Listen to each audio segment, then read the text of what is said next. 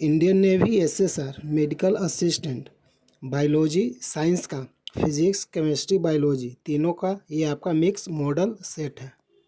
पहला प्रश्न है, जल में तैरना न्यूटन की गति के किस नियम के कारण संभव है? सही आंसर है तृतीय नियम। अगला प्रश्न है, न्यूटन की गति का प्रथम नियम क्या कहलाता है? जड़त्व का नियम। अगला प्रश्न है, शरीर का वजन कहाँ पर सबसे ज़्यादा होगा? ध्रुवों पर। अगला प्रश्न है, जाड़े की रातों में अत्यधिक ठंड पड़ने पर पानी की पाइप फट जाती है, क्यों? जमने के बाद पानी का आयतन बढ़ जाता है, इसके कारण पाइप फट जाती है। अगला प्रश्न है, यदि सामान्य पानी में कोई अंडा डाला जाए तो वह डूब जाता है, पर यदि पानी में काफ़ी मात्रा में नमक मिला हुआ हो और उसमें अंडा डाला जाए तो क्या होगा? सही आंसर है अंडा पानी पर तैरता रहेगा। अगला प्रश्न है, बर्फ़ पानी में तैरती है परंतु अल्कोहल में डूब जाती है, क्यों? सही आंसर है बर्फ़ पानी से हल्की होती है तथा अल्कोहल से भारी।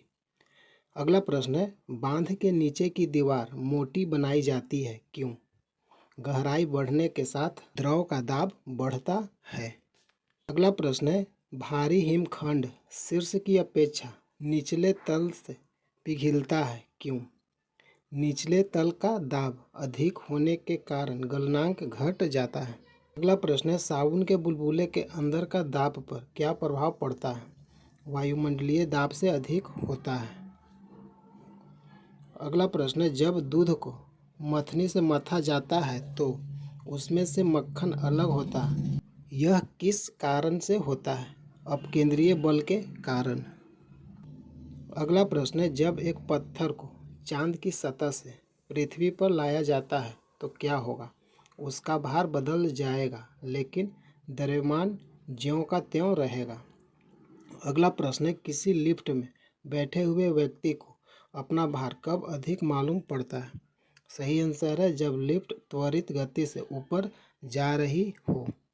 अगला प्रश्न है, ताप के सेल्सियस पैमाने पर परम शून्य ताप का मान क्या होगा? -273 डिग्री सेल्सियस।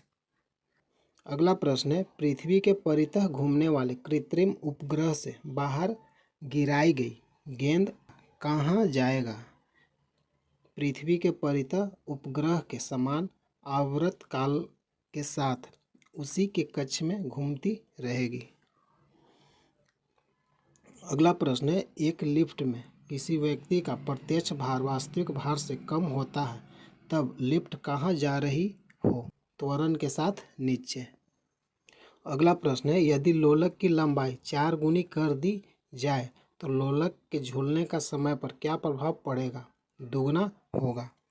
अगला प्रश्न है, केल्विन मान में मानव शरीर का सामान्य ताप क्या है? 310 केल्विन। अगला प्रश्न है, यदि जल को 10 डिग्री सेल्सियस से 0 डिग्री सेल्सियस तक ठंडा किया जाए तो क्या प्रभाव पड़ेगा? जल का आयतन 4 डिग्री सेल्सियस तक कम होगा फिर बढ़ेगा। अगला प्रश्न है, बर्फ पर दाब बढ़ाने से क्या प्रभाव पड़ेगा? उसका गलनांक घट जाएगा। अगला प्रश्न है, पूर्ण विकिरण उतापमापी किस सिद्धांत पर कार्य करता है? स्टीफन के नियम पर। अगला प्रश्न है, सूर्य का ताप किस यंत्र से मापा जाता है? पायरोमीटर तापमापी द्वारा। अगला प्रश्न है, जल को 0 डिग्री सेल्सियस से 10 डिग्री सेल्सियस तक गर्म किया जाता है तो उसका आयतन पर क्या प्रभाव पड़ेगा? पहले घटता है उसके बाद बढ़ता है। अगला प्रश्न है, शीशे की छड़ जब भाप में रखी जाती है तब उसकी लंबाई बढ़ जाती है लेकिन चौड़ाई पर क्या प्रभाव पड़ेगा? अव्यवस्थित रहेगा। अगला प्रश्न है, एक धातु की ठोस गेंद के अंदर कोटर है, जब इस धातु की गेंद को गर्म किया जाएगा तो कोटर की आयतन पर क्या प्रभाव पड़ेगा? बढ़ेगा। अगला प्रश्न है, सूर्य विकिरण का कौन सा भाग सोलर कुकर को गर्म कर देता है? अवरक्त किरण। अगला प्रश्न है, निम्न तापी परीक्षण किस ताप पर किया जाता है? -196 डिग्री सेल्सियस। अगला प्रश्न है, एक व्यक्ति को अपनी प्रतिध्वनि सुनने के लिए परावर्तक तल से कितनी दूर खड़ा रहना चाहिए? 17 मीटर। अगला प्रश्न है, रेटिना यानी दृष्टि पटल पर बना प्रतिबिंब कैसा होता है? वस्तु से छोटा। अगला प्रश्न है, कैमरे में किस प्रकार का लेंस इस्तेमाल किया जाता है? उत्तल लेंस। अगला प्रश्न है, श्वेत प्रकाश जब प्रिज्म से होकर गुजरता है तो सबसे कम विचलन किस रंग का होता है? लाल रंग का। अगला प्रश्न है, एक उत्तल लेंस को जब पानी से डुबाया जाता है तो उसकी क्षमता पर क्या प्रभाव पड़ता है? घट जाती है। अगला प्रश्न है, जल के अंदर वायु का बुलबुला कैसा व्यवहार करता है? अवतल लेंस या अपसारी लेंस की तरह।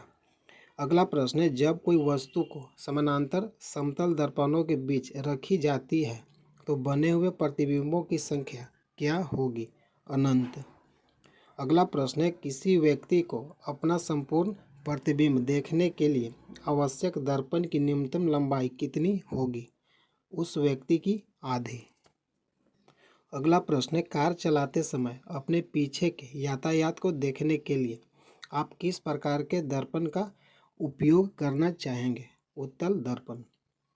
अगला प्रश्न है, हीरा चमकदार किस कारण से दिखाई पड़ता है? पूर्ण आंतरिक परावर्तन। अगला प्रश्न है, कार्बोरेटर का उपयोग किस लिए होता है? पेट्रोल के साथ हवा का मिश्रण करना। अगला प्रश्न है, मैनोमीटर द्वारा किसकी माप की जाती है? गैसों का दाब। अगला प्रश्न है, नाभिकीय रिएक्टर के खोजकर्ता कौन थे? Enrico Fermi. अगला प्रश्न है, नोबेल पुरस्कार अल्फ्रेड नोबेल के नाम पर शुरू हुआ जिन्होंने किस चीज़ की खोज की? डायनामाइट। अगला प्रश्न है, नाभिकीय रिएक्टरों में ऊर्जा किस विधि द्वारा उत्पन्न होती है? नियंत्रित विखंडन द्वारा। अगला प्रश्न है, सापेक्षता का सिद्धांत किसने दिया? आइंस्टीन ने। अगला प्रश्न है, नाभिकीय रिएक्टर में न्यूट्रॉन नियंत्रण के रूप में किसका प्रयोग किया जाता है? कैडमियम या बोरॉन का। ट्रांसफॉर्मर का कार्य क्या है?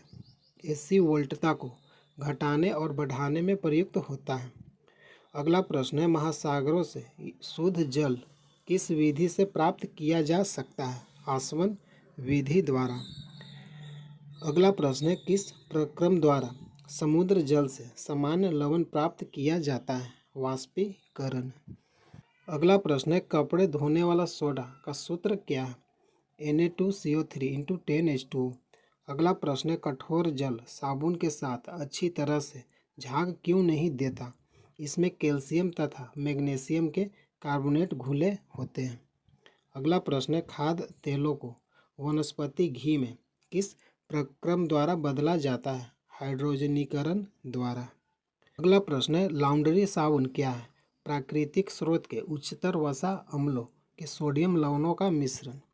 अगला प्रश्न है, संश्लेषित अपमार्जक क्या है? एरोमेटिक तथा एलिफेटिक सल्फोनिक अम्लों के सोडियम लवण के मिश्रण। अगला प्रश्न है, रासायनिक तौर पर हीरा क्या है? शुद्ध कार्बन।